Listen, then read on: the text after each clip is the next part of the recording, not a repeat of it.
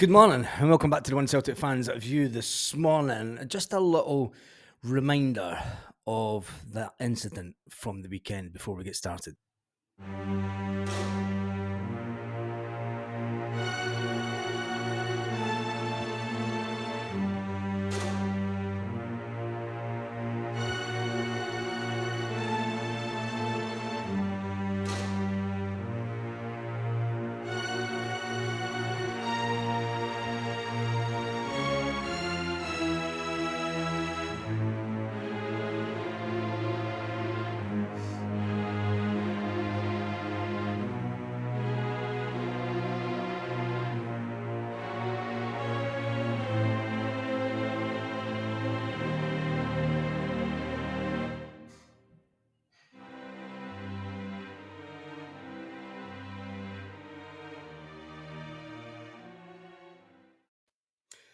Good morning and welcome back to the One Celtic Fans View this morning. My name's Baz and welcome back to the channel. Make sure you give the video a thumbs up as it does help the algorithm and help us get to as many Celtic fans as possible, and the odd zombie that likes to join in. Anyway, in today's Celtic news, we're going to talk about a Celtic player that I think that should have made the team. He made the bench, but he didn't make the game on Sunday, and I think that was one mistake that Brendan Rodgers did make at the weekend. We'll talk about that towards the end of the video. But before then, the Rangers manager has been speaking, even though there has been no official statement from Ibrox.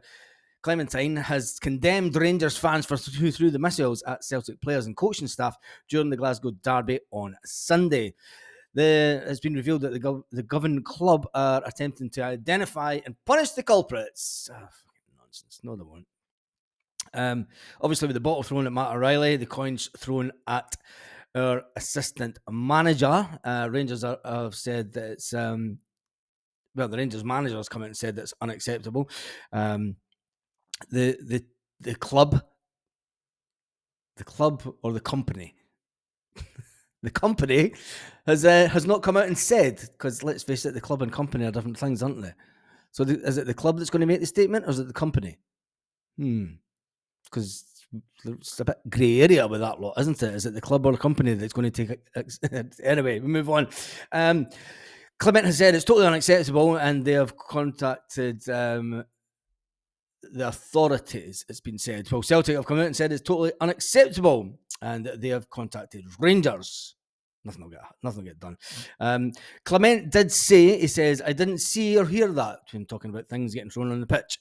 He says, I don't think that things thrown on the pitch, I don't want it at Ibrox. There's a few times that it's happened at other pitches against us. It's not a good thing. So the club is busy with that. No, they're not. Just shut up. Honest to God, what is he talking about? I love reading his interviews. I don't listen to him, but I read some of his interviews, and he talks just nonsense, doesn't he? I seen one interview on Sky, the text from it, and he said that they were unlucky for the first goal against them, and they were unlucky with the penalty.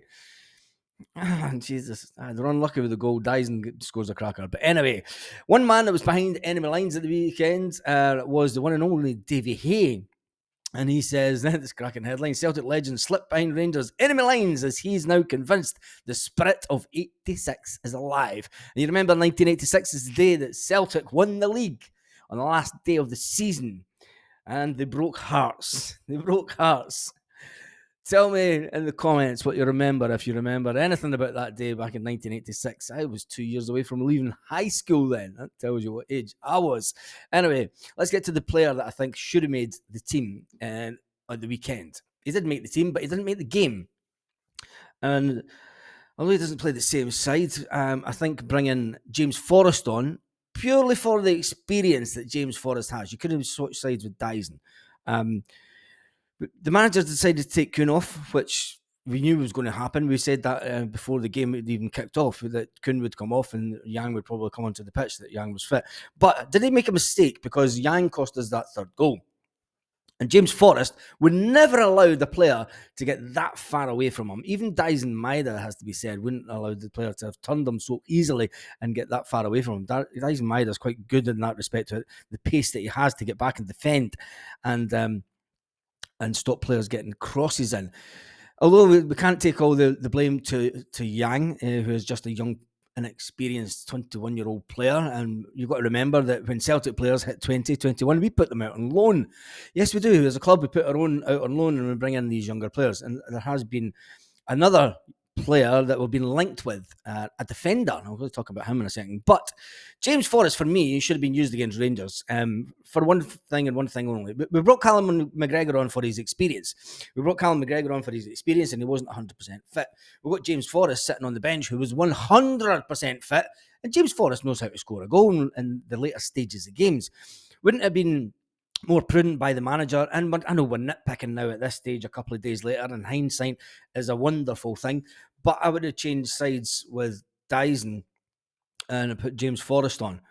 Dyson's quite capable of doing that, and I think that having James Forrest on that pitch, just in the remaining factor of the game, I mean, James has always got that goal threat about him. Does he have the pace that was required?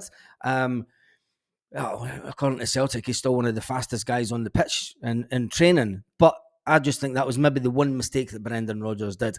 Anyway, talking about players that make mistakes, people have been going on about the fact that Liam Scales has made several mistakes during his Celtic career this season.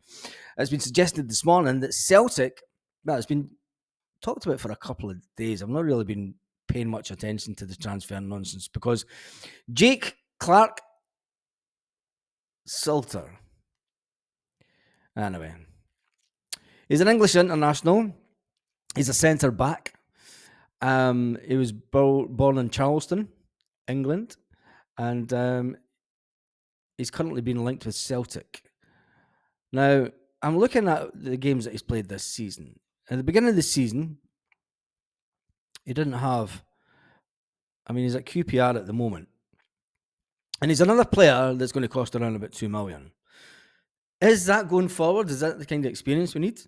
He's currently at Queen's Park Rangers, and he was not even in the squad for pre-season. Or at the beginning of the season, he was not in the squad, and then he made the bench on the fourth game of the season. And then he got a game against Middlesbrough, a game against Sunderland, and then he was on the bench again for the next 2 weeks. And then he made game 9 to game 13. He made those games.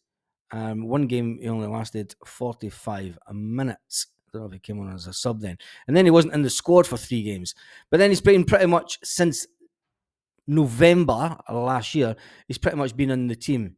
Although the last game against Plymouth, a 1-1 draw, he was on the bench. Is this really the type of player that Celtic want to go for? Is it just paper talk? Transfer speculation has gone into overdrive, and Jake Clark, I just think it's nonsense. It's been suggested that Celtic are on the lookout for another central defender, as they don't rate Liam Scales going into the Champions League. Let's be perfectly honest, Carter Vickers and Scales are doing okay in the Scottish Premiership, but when we look at going into Europe next year, I really think that we need someone with a little bit more experience. Personally, we did spend £7 million on 2 defenders last season. I still expect Gustav Lagerbielke to jump ship and head to Italy in the summer. It all leaves Big Rocky. Well, he's been struggling to even get on the bench some weeks. So there's obviously questions about his fitness. Anyway, in the next couple of weeks, I think we'll be starting to talk about transfer speculation because it's going to start to ramp up as we near the end of the season. A season that looks like it's going to go down to the wire, a season that's going to go down to the game at Celtic Park. It'll be interesting because this weekend is one of the last games before the split, and then we will find out when the next derby is. Yes, the next big game. This weekend's the big game. Because there's no use getting a draw at Ibrox. I think that Celtic will win the game this weekend. And I think that Celtic will win the games every game until the end of the season. And then that's it. We're champions. And like Brendan Rodgers said, it is in our hands. And on that note, have a fantastic day, Celtic fans all around the world.